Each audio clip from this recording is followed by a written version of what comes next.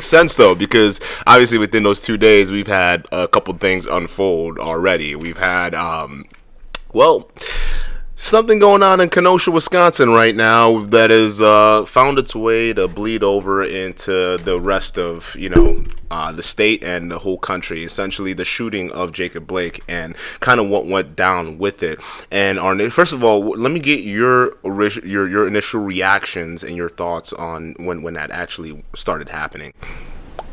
To be truthfully honest, when I heard this and I saw the footage, my first initial reaction was like, damn it, not again.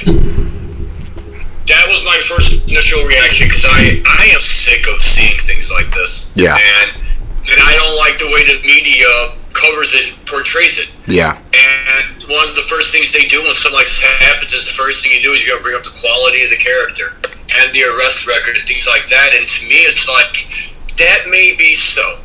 But in that moment, in that situation, did any of that apply to the situation, which was the situation at hand? Yeah.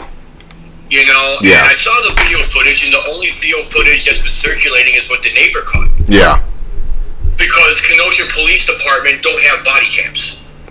Their mayor, or I think their lieutenant of the station, said it's in the budget that's supposed to be coming soon. Yeah. So it's sad, but video seems to be the only thing that's really saving people's asses these days, because now, with video, you have to hear somebody out and hear them at their word, but here's your evidence. Yeah. Here's your evidence. Now, the video that I saw when it started I saw it when it started when the police were on the other side of the car and you couldn't see what was going on. You saw a cop jump back. You saw Michael Blake get up, walk into his car. Another cop ran up behind him, grabbed him by the shirt, and they shot him 7 times in the back while he was bent over. And I'm just like, 7 times in the back? Yeah. 7 times. There's 2 of you standing there. Yeah. There's 2 of you standing there. Yeah. And you told me you had to shoot him 7 times in the back. You couldn't open that door and grab his ass and pull him out? Yeah. Yeah. You're going to tell me that. It's just like a George Floyd situation. You got 4 cops on 1 guy, and you're going to tell me that was necessary. That's you're absolutely right, and it's one of those things when I did that initial take on it on my last solo cast was, hey man, the optics of this thing does not look good. You guys have to understand the way society views you now. You got 2 guys, all right? His back is turned to you, or it's not like he's coming at you and charging at you. That's a completely different story on that point, because yeah, there's a justifiable context there. But if we're looking at it from the scenario of, okay, he's getting into his car, clearly he's trying to get away from you guys, from you individuals, which obviously he shouldn't have done. Obviously you don't do that, and obviously if you have an arrest warrant, cops are going to be heightened already, so they're going to be like, well, I don't know what he's doing, what's going on. But yes, it is overkill. It's one of those things where you look at that situation, it's like better judgment should have came about. And then my question is, and it just came up when you were talking about how the Kenosha Police Department, why don't they have body cams? It's Wisconsin, man. Come on, we're not a cheese. It's not like we're in New York or Chicago or Atlanta. You know what I mean? There's a giant budget. We gotta have the best of everything. Yeah. Things are a little bit different up here. And Kenosha, Wisconsin, for crying out loud. Trying to say that they have like a high budget to have the most top-notch equipment, the most top-notch everything. Yeah. It's like saying the most gangsta city in Wisconsin is Oshkosh. You know what I mean?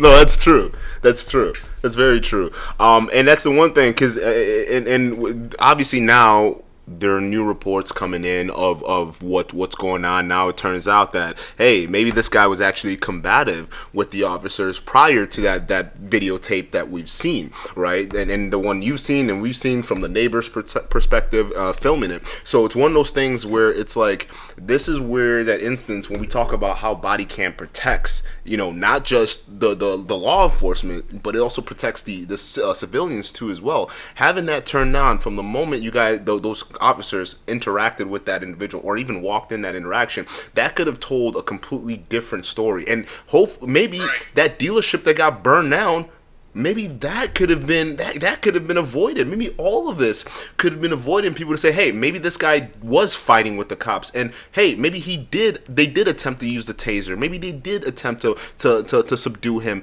and him walking through all that, breaks free of all that, walking around to get in his car. Who knows?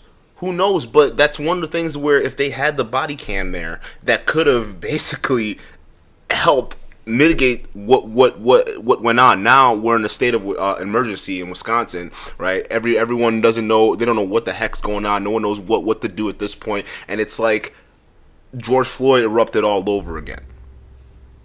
Yeah. That's exactly what it feels like to me. And I've heard a lot of different stories that led up that happened prior to what we've seen in the video. Yeah. And I heard, a story that he showed up to defuse a fight between two women. He was not in the wrong for anything. He was stopping a fight from happening. Yep. Now, whether he was a criminal, had a background, or if he was known by the police, whatever. Yeah. That wasn't the case of what was going on there. And if that was the case, I could see why he was scared and he was being combative with the police, because, you're sitting there trying to do the right thing, and the cops are screwing with you. Yep. Now you have every right to get scared and want to protect yourself at this point. So we're never going to know this. The only people that are going to know are the people that were there. Exactly. And before we go any further, if there's anybody from that family or somebody that was there, please feel free to contact us, because we would love to support you and help you in any kind of way possible. Absolutely. This is bullshit. Absolutely, and even in the last segment we talked about how and this isn't the first instance of situations like Jacob Blake's going down where what was it, Eric Garner, for example, the guy who got choked out for selling loose cigarettes, right? Apparently prior before that he was breaking up a fight that had ensued, and he broke that up, and then the cops started looking at him, investigating him, and then before you know it, he's choked out on the floor, dead. So it's one of those things where if that indeed was the case, and he was breaking up a fight between two adults, and the cops got involved, and all of a sudden, for some reason, it got turned on him, that's an outrage. That I completely understand that, and I completely understand the frustration where it's like, no, don't worry about me. I don't want to deal. I was just trying to help. Why are you guys hassling me? But then again, and this is the point that a lot of people seem to be missing, and even the mainstream media, is that okay, if they're running your name, they're running your numbers and whatever it is, then it comes out and saying, hey, this guy has a warrant, and it's a warrant for abuse, domestic abuse, and various other assault charges.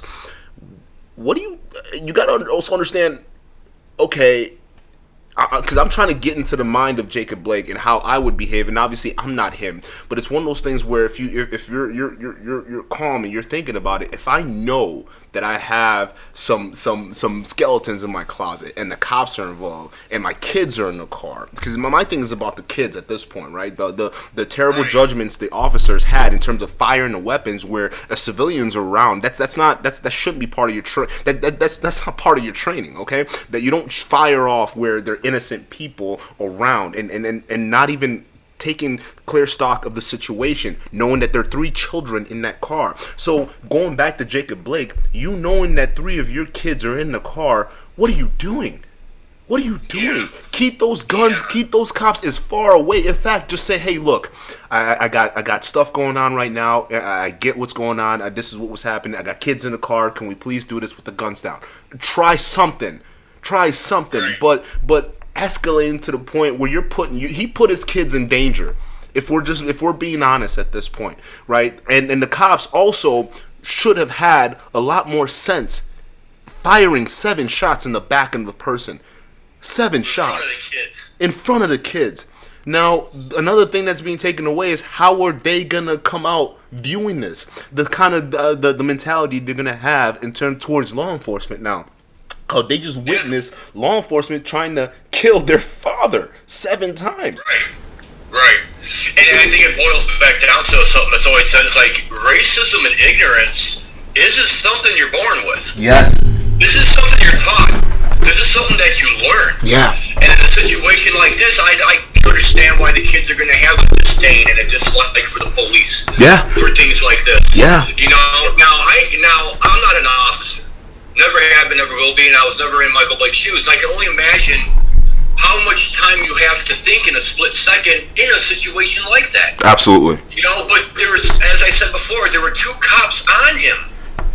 You could have one had him by the shirt. You guys could have easily just pulled him out. Yes. Yes, and you saw in that video too. The other officer actually grabbed him by the shirt in an attempt to do that. And it's one of those things where it's like, back up, pull him out.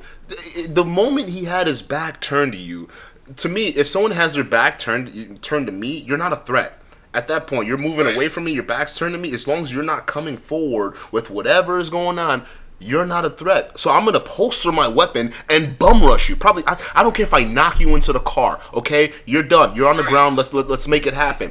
I would much prefer that outcome, watching that, versus watching a guy get followed, open the door, and then as he's going in, shots unloading right behind. Because the optics of that. Right. Obviously, how bad it is now. Kenosha is burning, and now Wisconsin's in a state of emergency. Business owners are being hurt. Individuals are being hurt. You know, and you brought up that point about the apparently people got shot in some of these protests too as well. Yeah. Tell the audience a little bit more about that. I was watching. Much like a lot of people, when you go on your social media, things like this are not that easy to ignore or try to look past, and I don't think they should be anymore. Yeah. But what bothers me the most is when you start seeing these rioters and things like that. They're just doing things that are unnecessary regarding the situation. And there was a car dealership, and three people got shot. One of them killed because he was shot in the head. Jeez. And it was a white dude. And all these people in the footage, you saw him laying on the ground. You had a cameraman who was recording from a distance. And you started seeing all these people screaming, and all these people running to this guy laying on the ground, like, where's he bleeding from? Where's he bleeding from? And he goes, right here, there's a hole in his head. And the cameraman is up close on this. Jesus. And you see the guy. And the guy, you would think a shot to the head, you see a lot of blood and all that coming out, and I didn't see a lot of that. But they were like covering his head with rags, saying, call the police, put pressure on it. And I'm like, what do you mean call the police? You guys are doing this because of this place being enraged because of what you saw happen with the police. Yes. First you hate them and you're rebelling against them, but then you want. You know what I mean? Here's a thought. You call me stupid, call me old school, call it what you want. Now I get it. Be pissed off, be mad, want justice. I agree. There's been a lot of racial profiling when it came to these things. The black culture has not been the only ones. The media picks on the black culture because I believe they are the most passionate. They are not stupid. Mm-hmm. They are the most soulful. And they stand their ground and they have a backbone better than most people. Absolutely. And I say that with love because I have a lot of people that I love dearly from the black culture. Yep. You being one of them, Drew. You know what I mean? Hey. So it's like, I see it for the heart of the people and who they are, not the quality, not the color of their skin. Absolutely. So I can see why they'd be so pissed off. But on the same token, though, I understand, hey, if people aren't going to listen, the government isn't going to listen, then how do you get at them and make them listen? You hit them in the pockets. Thank you. Thank you. I see that. Like, if you were going after, Capitol buildings and government-funded buildings, I could see your purpose and why you were doing that. Absolutely. But you're not doing that. You're going after targets. It's about business. People who have absolutely nothing to do with it. Exactly.